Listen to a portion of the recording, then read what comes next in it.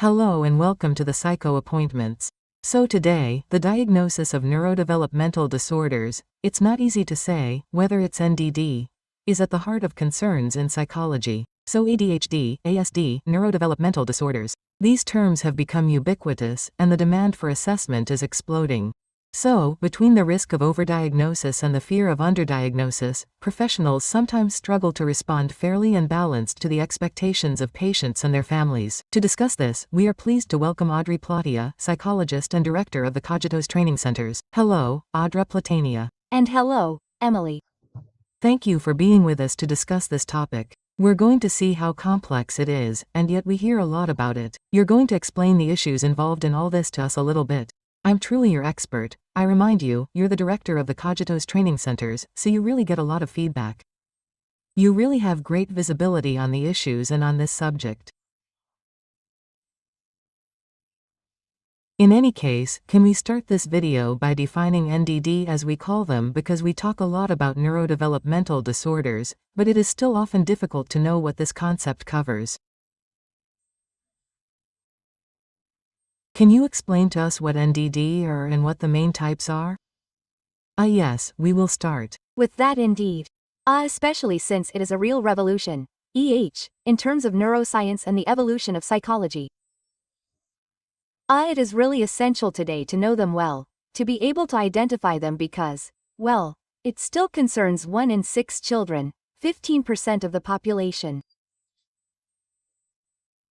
So, well, I have been practicing for over 20 years and we were already hearing about them 20 years ago. But today, with progress in science and neuroscience, we really understand them much better, we diagnose them much better and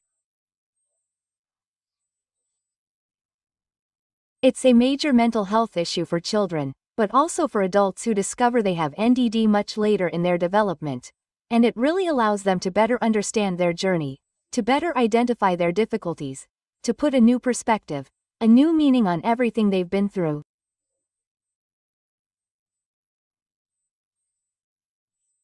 So it's major. It's really an essential element today in the revolution in psychology and the revolution in our understanding of human complexity. So what are NDDs? So neurodevelopmental disorders, it's actually the brain that isn't built in the same way.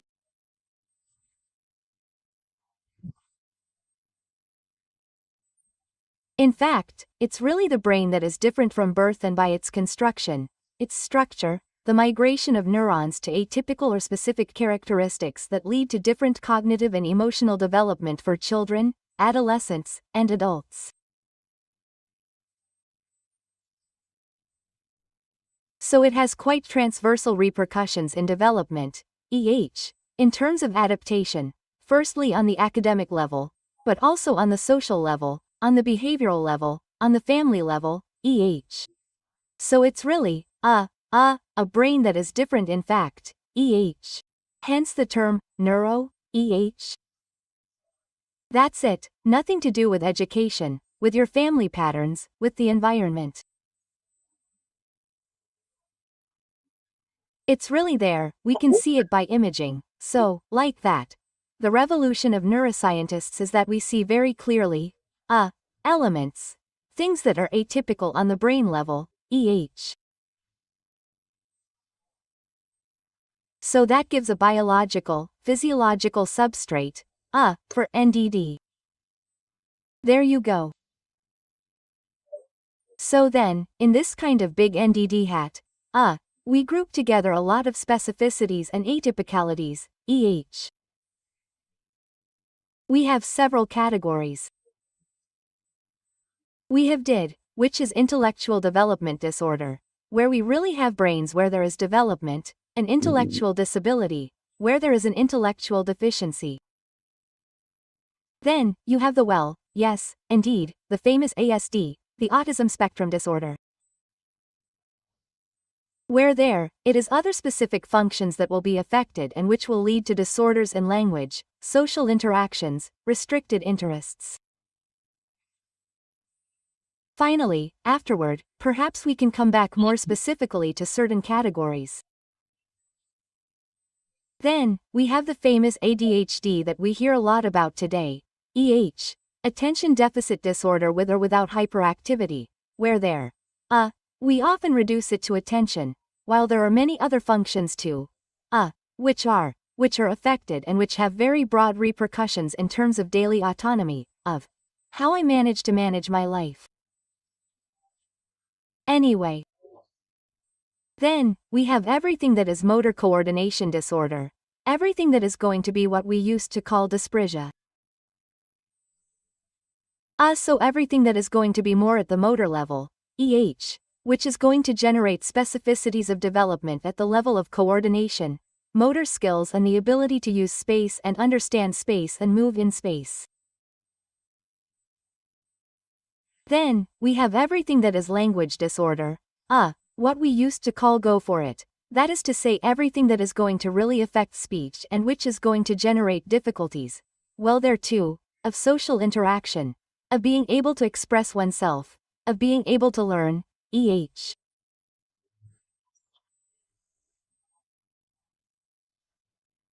you go. And then, we have the kind of big category, a bit of a mishmash of learning disorders where we will find dyslexia, dysorthography, dyscalculia, which are also disorders.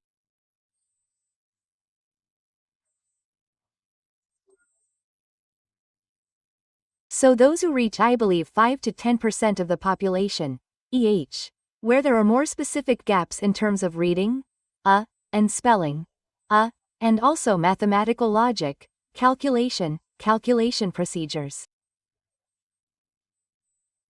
There you go. Okay. And so it has a huge impact indeed, so on learning too, as you were just saying, on the whole social aspect, for these children in particular. So today, fortunately, we can discover this quite early. That wasn't the case before, I imagine. Today, there's a real craze for mental health, and that's a good thing. But how can we explain the craze for diagnosing these NDDs today?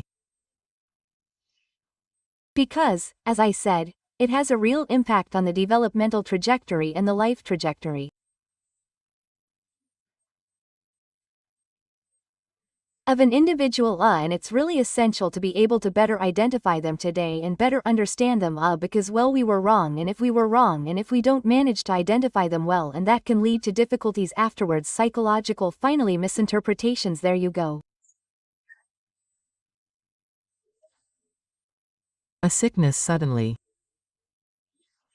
Well, yes, and then a lot of guilt for the child, for his family. Finally, how many families have been blamed, how many parents have been made to feel guilty?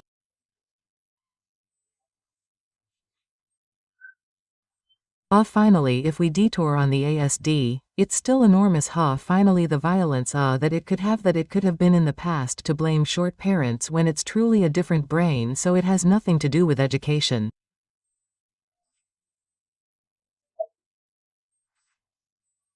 Or where there you go. So and then today, when, as I said, when you diagnose even an adult who manages to shed light on his past, there you go, because it leads afterwards to depression, anxiety, it leads to a lot of difficulties to feel. Finally, there are patterns of shame, humiliation, patterns of failure, incomprehension. Finally, it really helps to make sense and to better understand why this happened. So what is it? Yeah, it's essential. It's essential. It's essential. Especially since, with NDD, there's a huge genetic part to it. Okay. So in addition, often when it's diagnosed in a child, you have one of the two parents who says or there, oh there, or I recognize myself. Talk about myself there, because there's a huge genetic weight in NDD. Today, there have been lots of studies on NDD, all that to see the genetic weight, which is considerable. Then, there's also the weight of the environment. There's everything that happened in the intrauterine life. We know that it will be toxins, alcohol, tobacco, but also infections, or other aspects that will impact brain development from the first moments of life, which also have an impact, but the genetic weight is still very important. There you go. Okay, that's very interesting. And so we're talking about diagnosis. What is the diagnosis based on? Are there specific tests? Oh yes, there are, but it's extremely complex because, in addition, NDDs often coexist. That is to say, there is a huge amount of comorbidity in NDDs. For example, between ASD and IDD, intellectual development disorder, there is between 30 and 40% comorbidity. That is to say, when you have ASD, there is often a 30 to 40% risk that you also have an intellectual disability. So there is this complexity that makes the diagnosis, have to go through very rigorous stages, and finally, when you've never had an assessment or when you've never been seen, you really have to open the field.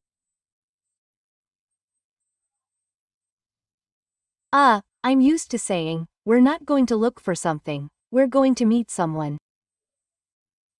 That is to say, often, patients today arrive having seen lots of things, heard lots of things, and they arrive saying, well, I think I have ASD. Oh yes, and so that perhaps biases the initial research a little bit, but that is to say, the difficulty after that will be that we're going to look for that, whereas in reality, the diagnosis involves inclusive and exclusive factors. That is to say, you have to go and examine the entire developmental trajectory when it's an adult. That can be really, how can I put it, complex and long. Well, because an ASD is present from early childhood, it doesn't seem like that. So we have to look at the entire developmental trajectory to see from when. Early childhood. Finally, the symptoms must be apparent by the age of 12. Finally, there is all the work. There, we really ask questions about how things were when we were children, in such and such areas. There are even questionnaires like the DIVA, like the BRIF, which are semi-directive and well-validated, standardized questionnaires, to understand the current symptoms, but also their developmental trajectory in the patient's past.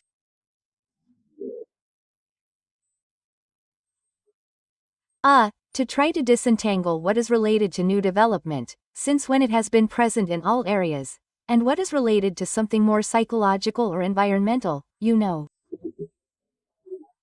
There you go, there you go. What there is already the first consultation. Afterwards, there is often a fairly broad assessment, which will allow us to look at the entire intellectual and cognitive functioning, to which we always add evidence to also look at this level. There you go. To see on the psychopathic level if there are not elements also, which would exclude NDD.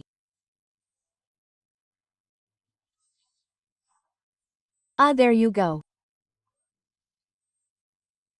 And then when you have done this very broad assessment, there are markers, there are warning signals, both in what the patient brings from his daily life into the consultation and in what you observe in this very broad assessment.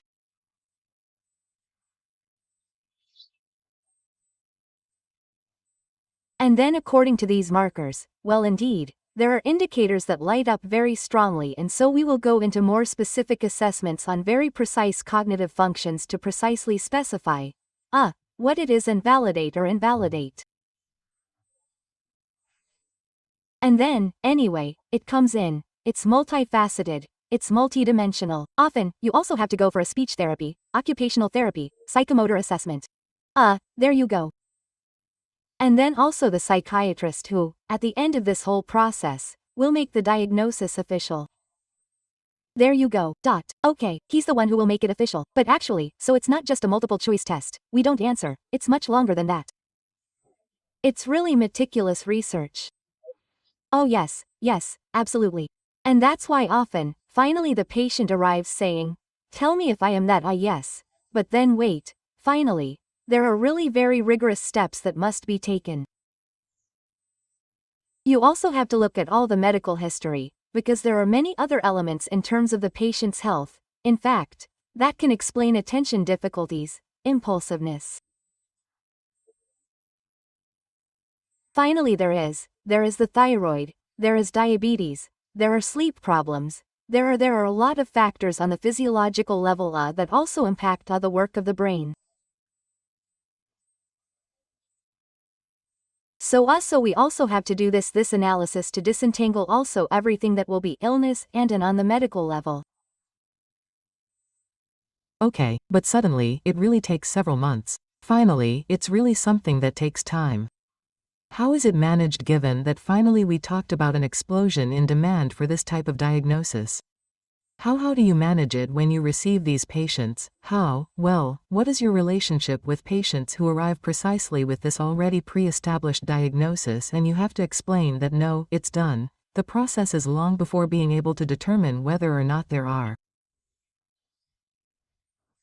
these disorders. I think there is really psychoeducational work at the start.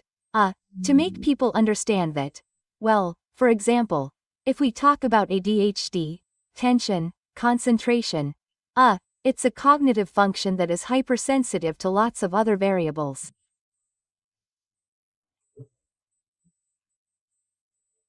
So, when I have trouble concentrating, when I forget lots of things, when I lose things, when I'm distracted by everything that's happening, when I feel under an enormous mental load, in fact, there are lots of other possible origins than ADHD. Notably anxiety factors. Finally, lots of things that can impact on the cognitive. You see? That's the difficulty, is that NDD can have impacts on the psychological level. That is to say, NDD leads to psychological suffering and even bullying. So, on a social level, it's super complicated. So, it has an impact on the psychological side. But the psychological side also has an impact on your cognitive functioning. So sometimes, when you have a generalized anxiety disorder or you've had significant depression for a very long time, it erodes your cognitive functions as well. So you really feel like you're having difficulty with attention, organization, planning, everything we call executive functions. But is it really NDD to begin with, or is it ultimately your entire experience? It's about constructing these mechanisms that really impact your functions. It's not just that they're pretending, that's not it. It's that there are real difficulties afterwards. But these difficulties aren't of neurodevelopmental origin, they're constructed. There you go. So we really observe difficulties in these sectors. They are indeed, as you say, quickly built or, on the contrary, not built correctly because of this or that factor on a psychological, affective, emotional or even traumatic level. There are life traumas that have an impact on brain development, which means that it can have the same taste, the same flavor as TND. Very good.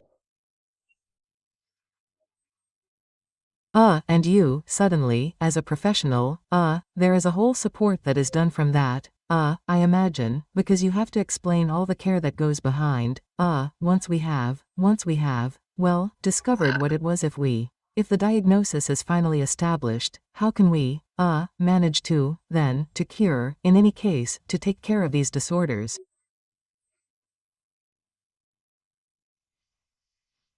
Well, after that, it will depend on which one we're talking about because in NDD we're talking about it's still a whole bunch of stuff. Said then that's it, finally, that you can refer to your colleagues. As I was saying, in addition, there are criminal associations, what, finally, and where? Well, you have to have ASD and ADHD at the same time. To have, there, some, so, it will really depend on a rigorous diagnosis to see what it is. And then, it's to see which impact is the most problematic for the person, to take care of what impacts the most in their daily life, e.h. Example, ADHD, if we come back to it.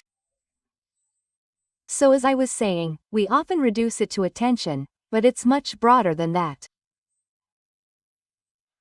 ADHD is a difficulty in your executive functions.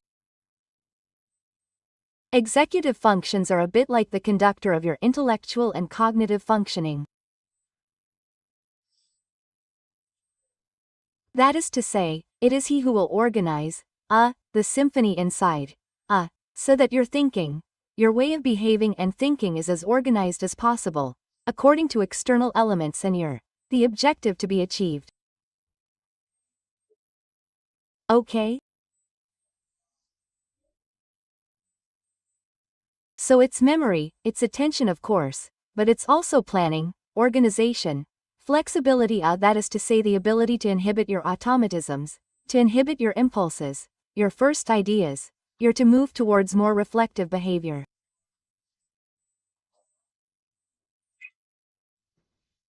And in fact the executive functions, finally when you have difficulties in terms of executive functions, finally you have a lot of trouble managing your life. You can't manage your life. Even cooking, taking care of your home, cleaning, it's very complex, you see. So there, we can clearly see, for example, how we can be wrong and say, yeah, but he's lazy, he's really good for nothing, he doesn't know how to take care of his life, he doesn't take charge of his life. Yes, but because behind that, there are real difficulties which mean that for him the mental load that it requires, well, it's too important compared to the executive capacities that he has. So inevitably, this person will remain very dependent, on the environment to, take charge of his life. He will have a lot of trouble becoming independent. Well, I'm making big mistakes too, because I can't, but there you go. So, with TDAH, the support will already be in psychoeducation as in all NDDs, but ultimately, as in all psychology, it's about helping the person understand what it's about. The motivational repercussions also when you have ADHD, you're like you can't plan, anticipate, again, it's these executive functions, you are only in the short term. You can't achieve long-term projects because you are hyper-focused on immediacy, on immediate pleasure. And curb this immediate and hyper-complex pleasure. So there too it can lead to a lot of addiction, for example. Finally, there are lots of things after in. Yes, the consequences are really diverse and varied. So, after ADHD, once you have explained, but it's about finding to really get into the person's daily life, with the person, and seeing how they can do, well, for the dishes, how they can do for the housework, how they can do for the lessons, how they can do, what they can put in place. School. Concretely, in terms of compensation to gradually help them become more independent in managing their daily life. There you go. Okay. Compared to the parents who accompany their children who don't always understand why the child behaves in this way, etc.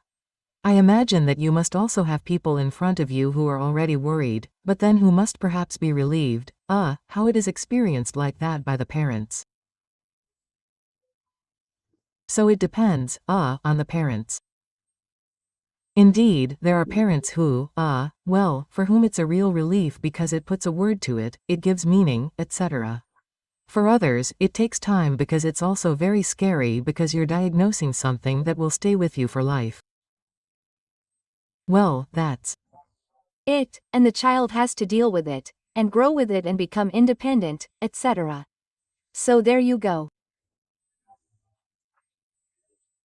So for the parent, well, it's going to be all this time to reassure, not trivialize, not worry, but take the thing as it is and in the current state of our knowledge, because in addition it evolves all the time. Well, I mean, if it's something that is still very, as I told you, which is a revolution in terms of neuroscience, and for example, in terms of the words to say it, it changes all the time. Well, every 5 years, we don't talk about the same thing. See, before we said dyspraxia, now we say that. Before we talked about autism, now we say ASD. Well, there is an evolution that is so rapid that we have to deal with it and remain humble because we have to deal with the current state of knowledge, and science erases itself, as they say. So there you go. There you go. And then suddenly, there is this educational work also towards the parents for their educational education. Where there are two poles, there is one must not reject, one must not okay. But the other trap and the other danger is to go and explain where by the NDD. And that is really dangerous too. That is to say that today, well, he does not achieve that because he is ADD. He does not do that because he is ADD. He does that because he is ADD. And in fact, we reduce, well, the trap is to reduce the child or reduce the person to this kind of label which will now be on his forehead and which will prevent at times a real therapy, a real work on the psychological level. You see? Where we now arrive at times where, well, there are really two things.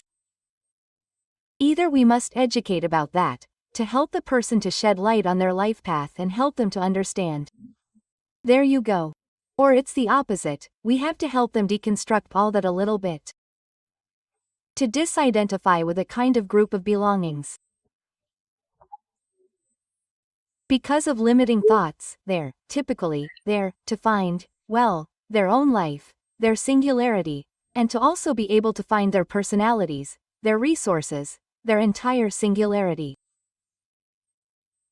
So, there are these kinds of two poles there, you see, where, sometimes you have to insist to say, but no, but there is still this NDD there, it has an impact there, and other, where you have to say, no, but okay, there is this NDD, but there is also that in his journey, but there is also that, there is also that. And to try to bring back complexity and not simplification of things. There you go. Okay. From what age can this be diagnosed in children? So, we have warning signs from early childhood, right, precisely. Well, I mean don't look in the eyes, social problems, finally ASD, ADHD, there you go, that's it, there are warning signs that are very rapid. Then, for others like dyslexia, for example, we can only diagnose it when there is reading, right, since it is an indication of reading. So, we can't, whatever I say, nonsense, because there are still real signals too, right, in relation to phonological awareness, at the level of sounds, sound discrimination, yeah, we have signals too, but in all cases, anyway, around 6 or 8 years old, that's when we really get to, well, for some people with NDD, for others, it can be more. Okay. And so obviously, it's like everything, it's taken rather than taken care of and then better afterwards we manage to live with it. How can we encourage or even improve the management of these diagnoses? Well, so that it's not solely centered on the diagnostic label. How can we improve that? Well, I think that it's, you have to know it, you have to go there and you have to find out. You have to dive into it, you know, because ASD, for example, we all have a kind of idea about it, but it's really important to understand what we're talking about. ASD is at the level of language, it's at the level of social interactions, but it's really a brain that is different, that will process much more perceptive information than social information. So that will really lead to living in a world apart, because it doesn't process the same information at all as you and me. So, faced with the same situation, their brain will process information that you will not process in the same way. These are brains that are in the perceptive, in hyper detail. See? While we have more brains, we process the situation in a global way. We will be more led to process the more social, more human aspects.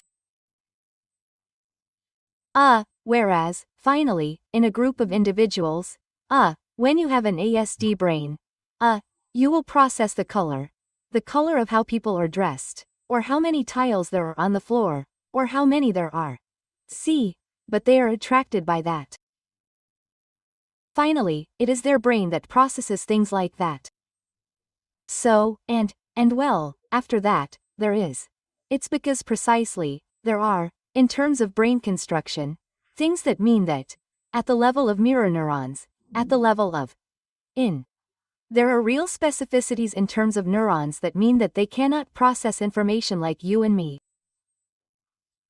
So it's really important to really understand what we're talking about. There you go.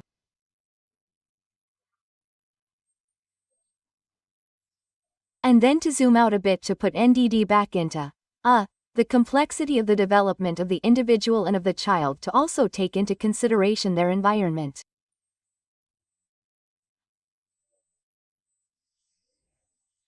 There you go. But anyway. Very good. I had one last question, I think. Have you been able to observe real revelations in patients who have come to consult you?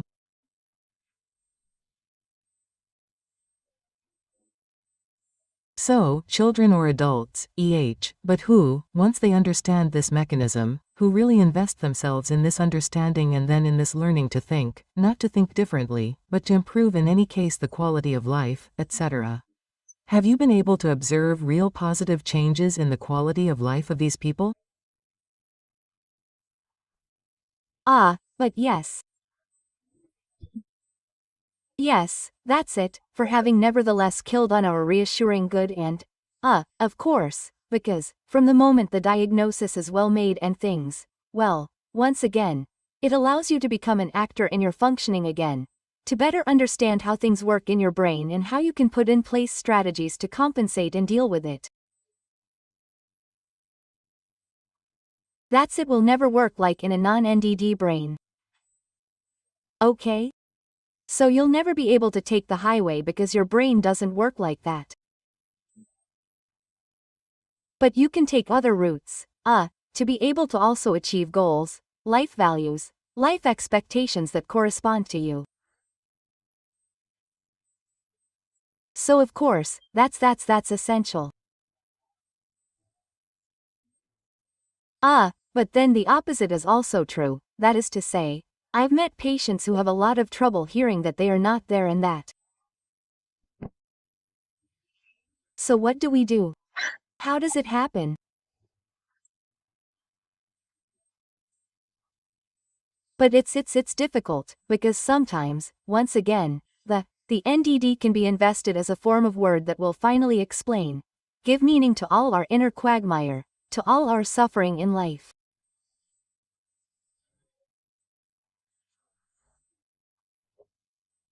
To all there, and there, it requires delicacy, gentleness, patience, but firmness too.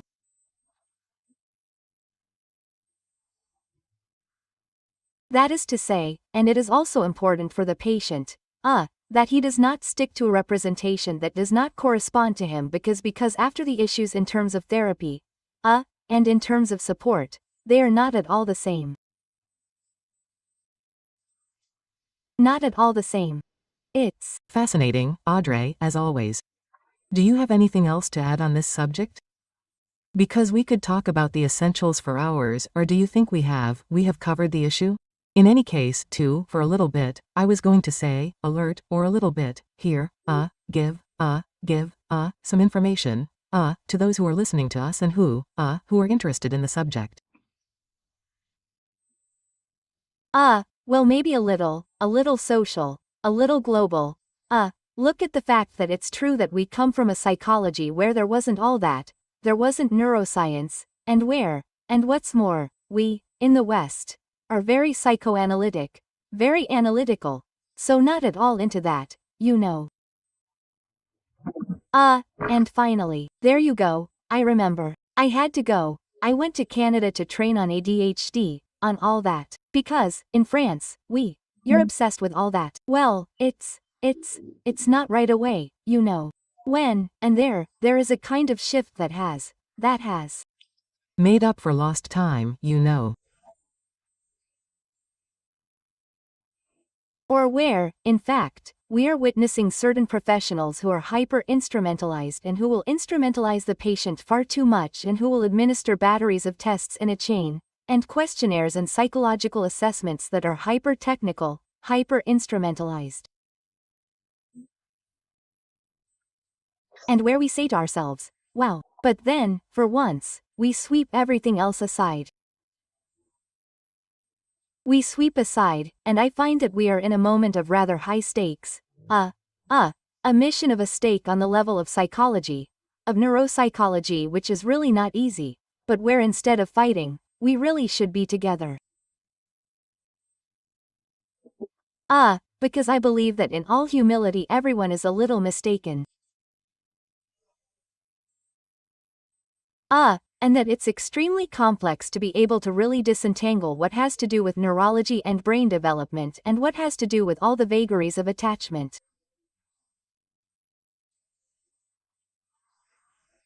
My family patterns, even intergenerational ones, traumas, things that are also extremely impactful in terms of how I think, how I reason. There you go. And that, for the moment, there are certain patients, it's clear and straightforward. Well, I'd say, the theme, it's clear and straightforward. For others too, it's clear and straightforward that it's not. But there's a whole fringe of patients where disentangling all that, well, frankly, it requires humility and seeing, in fact, how we can, step by step, try to understand the patient in their singularity and in all the ingredients that constitute them, while always questioning them. Finally, I think you should never say to yourself, okay, that's it, I understand, that's it, and my assessment, bam, stamped, certified, and that's it. Keep looking, keep refining. That's it, that's it, that's it. There you go, that's fascinating. Thank you very much, Audrey, for the request. Yeah. Yes, we can talk about it for hours, and I hope we'll have the opportunity to talk about this topic again soon and to explore more specific areas. We'll see. So the subject of neurodevelopmental disorders. So we've seen it, it's vast, it's complex, it raises many questions, both for professionals and for families, between the need for diagnosis and an overly systematic approach. We've seen that the challenge is to offer appropriate and caring care. We've talked a lot about education, right? We've said it about this type of disorder. Audrey Platania, to consult you, for example, how can we do it? Well, on the Cogito'Z website, you'll find all the information you need to consult one of the network's psychologists. There you go. Well, thank you very much. Obviously, we'll put all the information back there in the video description, and of course, whatever happens, if you feel unwell, don't hesitate to consult, whether it's ADHD, ASD, or something else. There are many disorders. We've already made videos about it, and there will be many more. In any case, as soon as there's any discomfort, don't hesitate, like that, we'll go straight to a professional and see what it's about. And as a result, we'll find appropriate solutions to improve your quality of life. That's right, AUD. Thank you very much, Emily, that means a lot. Thank you, Audrey Platania, it was a great pleasure, as always. I hope to have the pleasure of seeing you again soon, and thank you all for following us. Goodbye. Goodbye, thank you.